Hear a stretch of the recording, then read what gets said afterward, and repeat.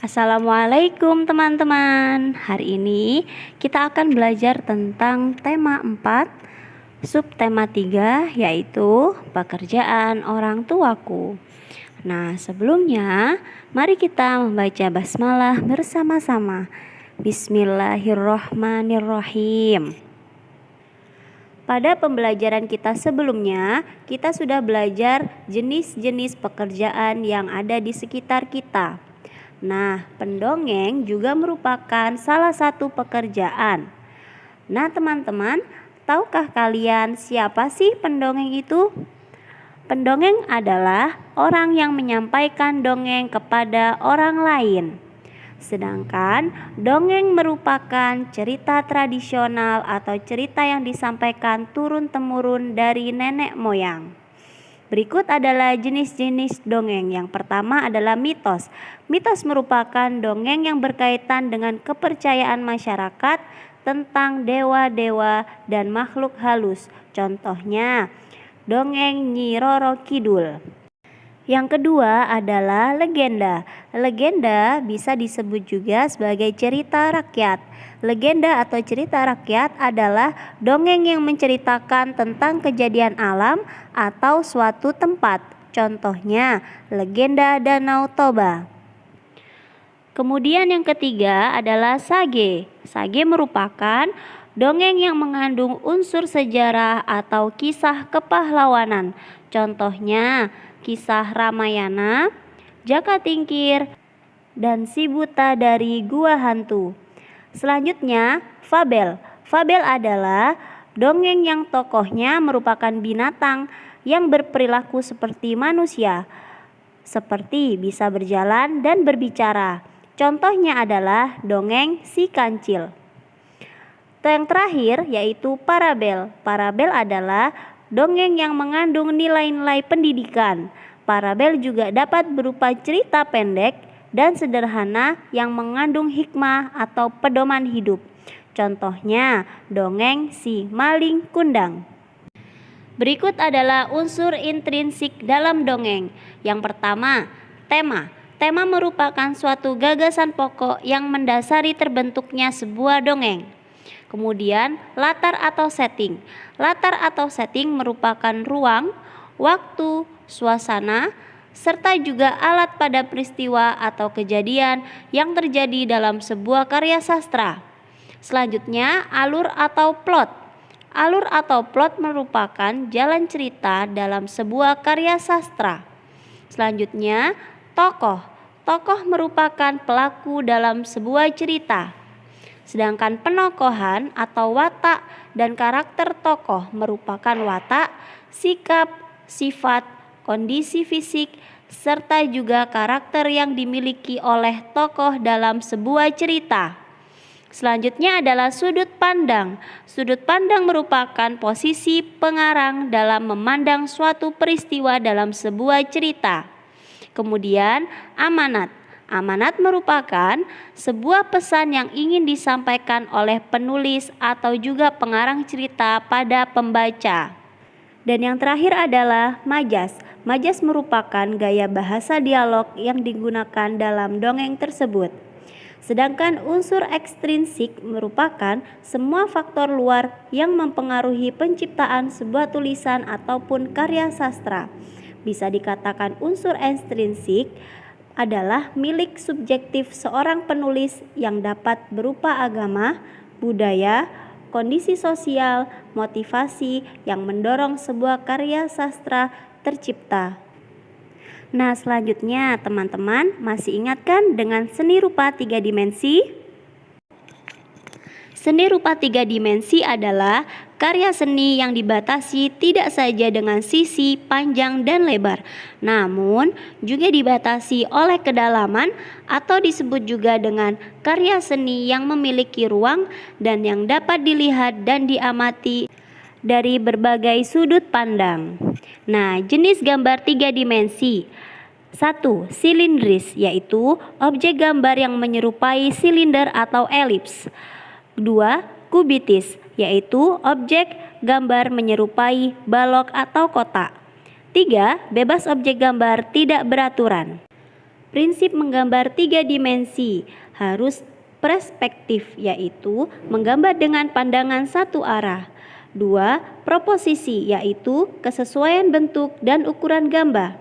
Selanjutnya, komposisi, yaitu susunan atau letak dari objek yang digambar. Selanjutnya, haltone, yaitu gelap terang jatuhnya cahaya pada objek. Yang terakhir, shadow, yaitu bayangan pada objek, memberi kesan 3 dimensi. Salah satu teknik menggambar 3 dimensi adalah dengan menggunakan teknik arsir. Teknik ini menggunakan pensil, spidol, tinta, atau alat lainnya yang ditorehkan pada gambar berulang-ulang untuk menumbuhkan kesan gelap terang, gradasi, atau kesan dimensi. Berikut adalah contoh karya seni 3 dimensi. Ada anyaman, patung, keramik, dan arsitektur. Saat ini banyak kita jumpai karya seni 3 dimensi dimanapun kita berada, baik di rumah maupun di luar rumah. Tentunya adalah hasil dari para pekerja yang membuat karya seni 3 dimensi. Pengertian pekerjaan. Pekerjaan adalah suatu kegiatan yang dilakukan untuk suatu tujuan tertentu. Tujuan pekerjaan adalah untuk mencari uang, mengamalkan ilmu, menghidupi keluarga, dan mengabdi kepada negara. Nah, teman-teman, terdapat beberapa jenis pekerjaan, di antaranya yaitu pekerjaan yang menghasilkan jasa dan pekerjaan yang menghasilkan barang.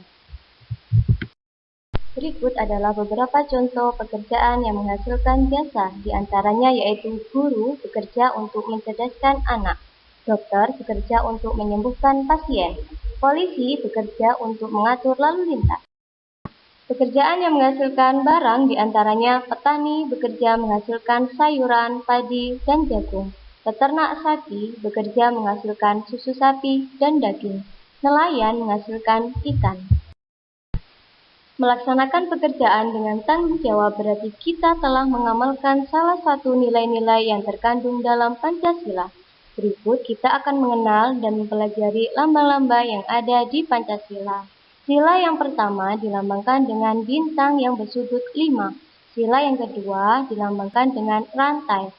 Sila yang ketiga dilambangkan dengan pohon beringin. Sila yang keempat dilambangkan dengan kepala banteng. Dan sila yang kelima dilambangkan dengan padi dan kapas. Dalam proses jual beli, biasanya terjadi gotong royong yang merupakan pengamalan Pancasila, terutama sila ketiga. Nah, teman-teman, apakah kalian tahu apakah bunyi dan simbol dari sila ketiga Pancasila? Gotong royong merupakan salah satu pengamalan Pancasila, yaitu sila ketiga, yang berbunyi Persatuan Indonesia yang disimbolkan dengan pohon beringin. Makna dari sila ketiga yaitu bahwa kita sebagai warga negara Indonesia wajib untuk bersatu membangun negeri ini dan tidak mudah tercerai-berai karena berbagai hasutan. Sedangkan pohon beringin digunakan karena merupakan pohon yang besar di mana banyak orang bisa berteduh di bawahnya. Seperti halnya semua rakyat Indonesia yang dapat berteduh di bawah naungan negara Republik Indonesia. Pohon beringin juga memiliki sulur atau akar yang menjalar kemana-mana. Begitu juga dengan keragaman suku bangsa, budaya, dan agama yang menyatu di bawah nama Indonesia. Sikap yang baik dalam berjual beli, diantaranya yaitu jujur, ramah, adil. Sedangkan sikap yang tidak baik dalam berjual beli diantaranya curang, tidak jujur, dan kurang ramah. Berikut adalah nilai-nilai yang mencerminkan sila ketiga. Yang pertama, bangga dan cinta tanah air. 2. Rela berkorban demi kepentingan bangsa. Ketiga, mengembangkan sikap saling menghargai. Keempat, menjunjung tinggi nilai persatuan dan kesatuan. Kelima, mengutamakan kepentingan bersama di atas kepentingan sendiri. Selain melaksanakan pekerjaan dengan rasa tanggung jawab, menjaga lingkungan juga termasuk pengamalan nilai yang terkandung dalam Pancasila. Nah, teman-teman, tahukah kalian apa yang dimaksud dengan makhluk hidup? Ya, makhluk hidup merupakan organisme yang dapat mempertahankan diri dari lingkungannya dan juga melakukan perkembangbiakan untuk mempertahankan jenisnya. Nah teman-teman, adakah yang tahu mengapa pelestarian hewan dan tumbuhan itu penting? Keberadaan hewan dan tumbuhan sangat penting karena dapat memberikan manfaat yang sangat banyak. Banyak obat-obatan diperoleh dari hewan dan tumbuhan. Setiap hewan dan tumbuhan memiliki peran masing-masing dalam ekosistem kehidupan. Nah teman-teman, selanjutnya kalian boleh memperhatikan gambar berikut ini. Berikut adalah beberapa contoh gambar hewan yang terancam punah. Di antaranya adalah komodo, badak, orangutan, harimau, dan burung kakak tua. Kalian boleh mencari referensi di buku lain untuk mengetahui hewan yang terancam punah. Berikut adalah tumbuhan yang terancam punah. Di antaranya yaitu Rafflesia arnoldi, kantung semar, dan cendana. Coba kalian cari informasi di buku atau internet yang lainnya untuk mengetahui tumbuhan yang terancam punah. Pelestarian in situ adalah pelestarian yang dilakukan di tempat asli hewan atau tumbuhan tersebut berada. Di antaranya yaitu hutan lindung, suaka marga satwa, dan taman nasional. Sedangkan pelestarian ex situ merupakan pelestarian yang dilakukan di luar tempat tinggal aslinya. Di antaranya yaitu kebun botani, taman safari, kebun binatang, dan penangkaran. Nah teman-teman, siapa yang tahu apa itu istilah 5R? 5R yaitu recycle, reduce, reuse, replace, dan repair. Recycle merupakan Upaya pengurangan sampah dengan cara mendaur ulang. Untuk itu, kita harus dapat membedakan antara sampah organik dan anorganik. Sampah organik misalnya sampah dedaunan, limbah pertanian, limbah dapur, dan yang lainnya.